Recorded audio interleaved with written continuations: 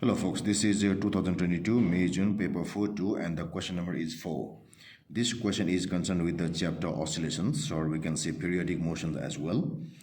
It says what is meant by resonance. So it is a condition in which the impressed frequency and the natural frequency of a body are equal. The impressed frequency or the external frequency or the forced frequency or the natural are equal. So that's for resonance. It says now figure 1.4.1 shows a heavy pendulum and a light pendulum, both suspended from the same piece of string. This string is secured at each end to fixed points. So fixed points here. Both pendulums have the same natural frequency. So length same. So natural frequency is same. The heavy pendulum is set oscillating perpendicular to the plane of the diagram. So it oscillates like this. Like this it oscillates. Like this. So like this it oscillates. As it oscillates, it causes the light pendulum to oscillate. So first this is set in vibrations and this causes this also set in vibrations. So let us note that the vibration is not like this. Not like it says perpendicular to the plane of the diagram. So that means should be like this. Figure 4.2 shows the variation with time t of the displacements of the two pendulums. Displacement for three oscillations. Three oscillations here. 1, 2, 3. 1, 2, 3. So as you can see here, the light pendulum has undergone less displacement and the heavy pendulum has gone more displacement. Now, okay, the variation with the time with the t of the displacement x of the light pendulum. So we are concerned with the light pendulum here, this one. So the equation is x equal to 0.25 sine 5.0 pi t. Which means, so this should be the amplitude, x naught. So this thing should be omega, so omega is equal to 5.0 pi and so on.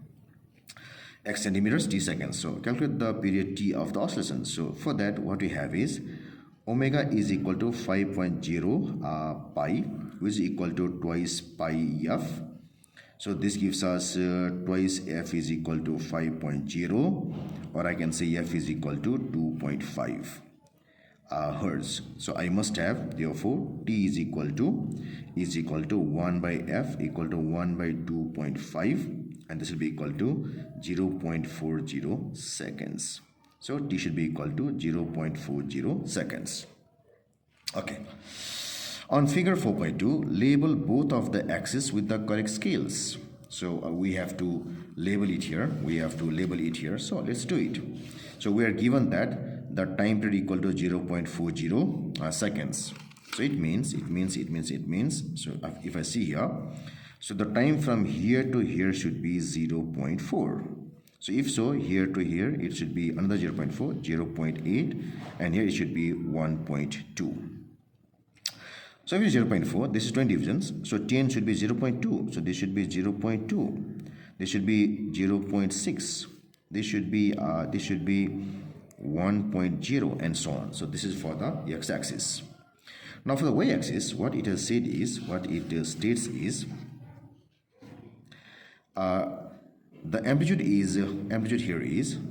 shown here is 0.25 for the light one. So that means let us see here, light one. So this should be 0.25, this should be 0.50, this should be 0.75, this should be 1.00.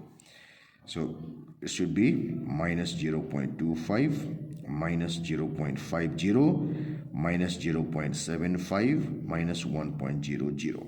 So these are this is how we label the both of the axes. Now, determine the magnitude of the phase difference phi between the oscillations of the light and heavy pendulums. Give the unit for the answer. So we have to find the phase difference. So the phase difference means we have to do like this.